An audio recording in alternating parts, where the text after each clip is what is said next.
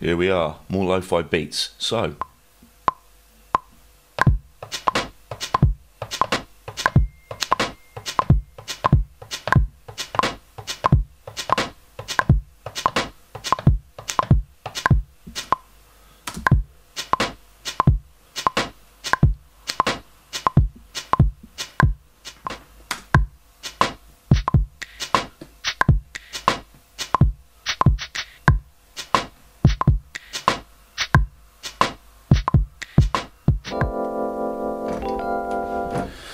got some tremolo sort of sounds on the old keys here, so let's give that a go.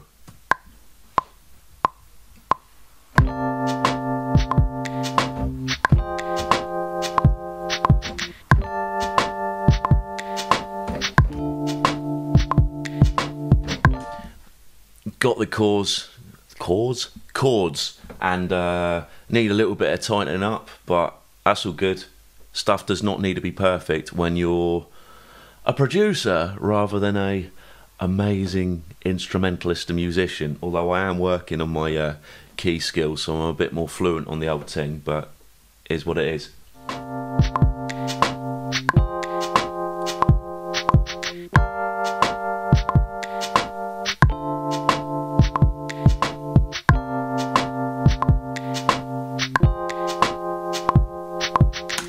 So this sounds kind of cool.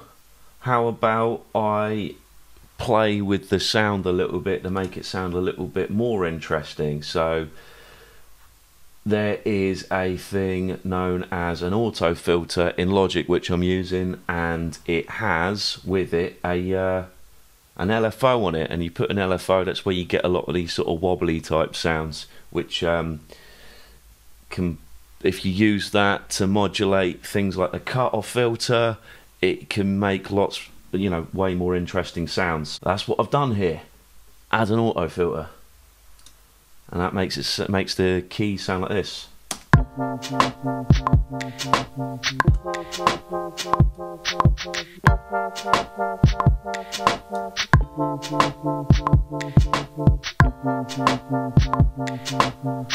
And little subtleties like that can make all the difference. Now this bass line's going to be proper quiet, but that is fine. I'll just have to do some post-production on it so it cuts through the mix. So if this sounds quiet when you're hearing it being recorded first time, that's okay. I'm going to work on it, so bear with me.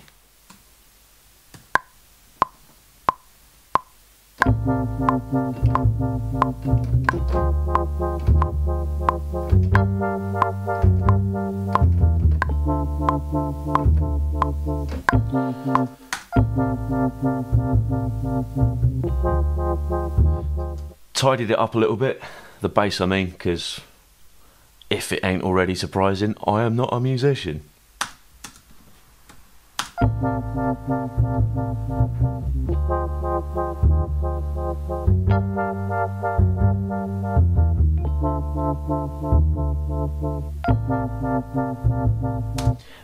Not perfect, but again, I'm not trying to go for perfection. I want a bit of looseness, and let's hear it with the drums.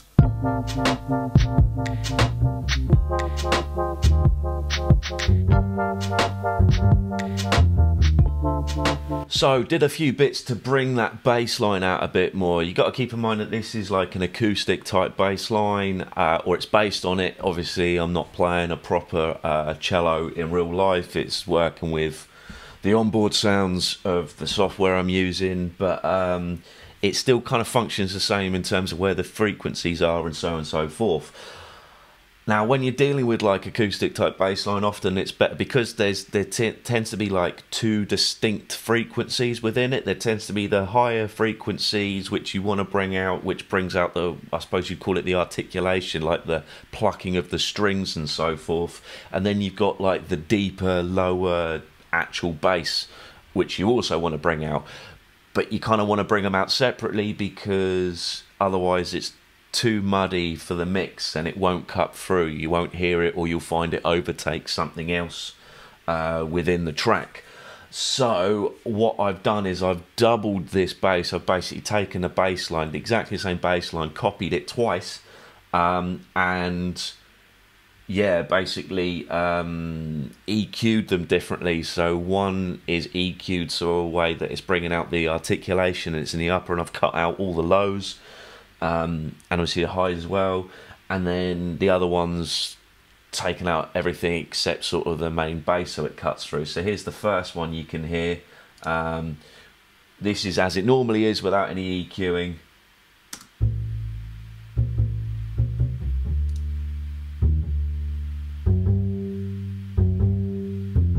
And then with EQ,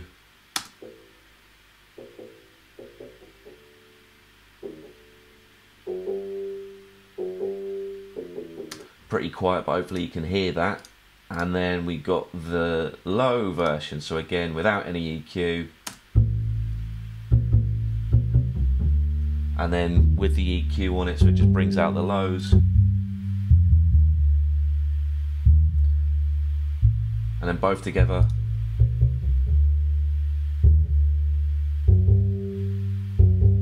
And that sounds a lot better when you look at the rest of the, or listen to the rest of the mix. I've also EQ'd the drums a little bit more, so, well, EQ'd and separated the drums a little bit more, so it all cuts through. So you hopefully should hear the drum sounding better too.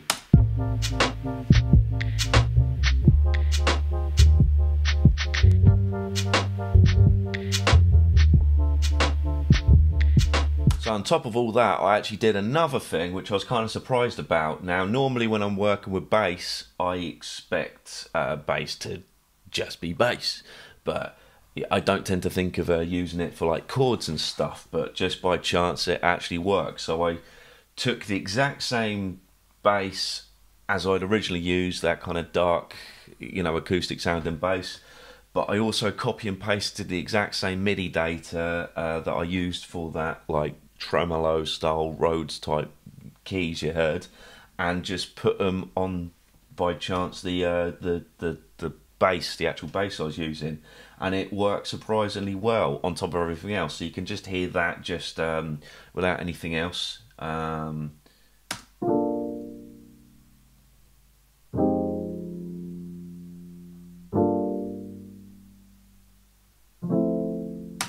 And on top of that, I added a tremolo to that as well, which sort of makes it kind of shimmer a bit from left to right. And also added an echo to it.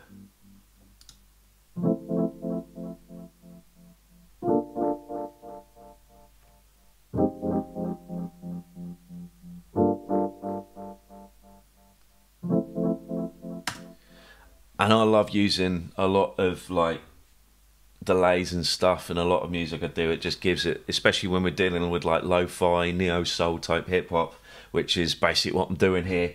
It works because it just adds that sort of dreamy type vibe to it. So you can hear that with everything else involved. Just give me a second.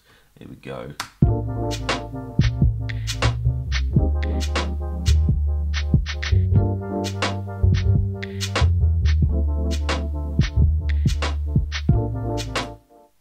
So I'm going to come up with the final element to this track, and I could make it a lot deeper and a lot more musical and probably add loads more elements to it, but I have to keep in mind that that's not really the main aim of this track. It's essentially a backing beat for another rapper or singer or someone else to get on.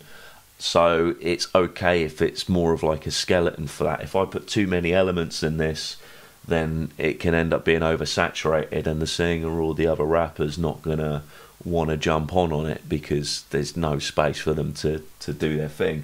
So even with this final element, I could make it more intricate and come up with a more interesting, more musical scale or something to make it sound more interesting. But again, subtlety is key. The real key to a lot of these things is sometimes less really is more, and knowing when to stop what you're doing and just leave it as is.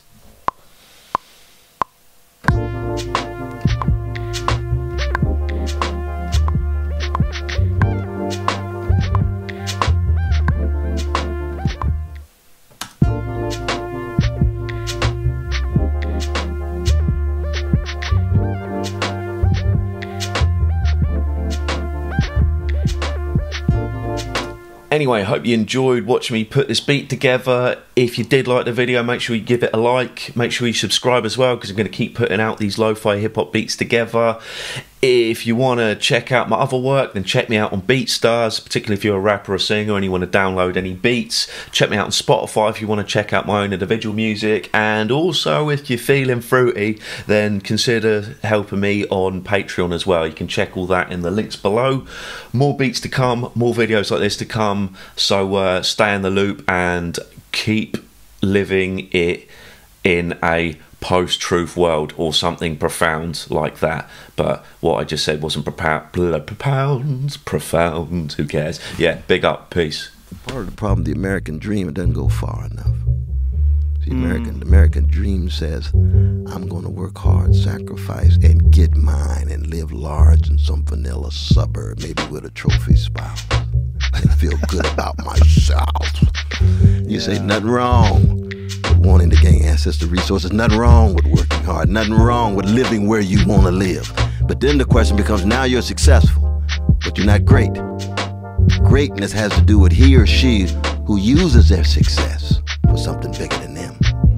Service to others, service to the least of these, so that the great ones, like the Richard Pryors, you see, not a matter of how much money he made, it's a matter of his soul in his comedy and the love that he left in his legacy. Martin Luther King Jr. died basically a broke man. Gave every penny that he won from the Nobel Prize to the movement. Malcolm X only had $150 in his pocket. We're talking about deep joy, deep love. We will remember those who raised their voices and said, in the name of something bigger than my ego and my narcissism and my hedonism. And we all have it. We all have it. So, you know, we have to always be self-critical in that regard. We all fall short. You know, the great Samuel Beckett, another great comic writer. Try again, fail better. That's the story of our lives. Yeah. Try again, fail better. But even in failing better, we can at least raise our voices.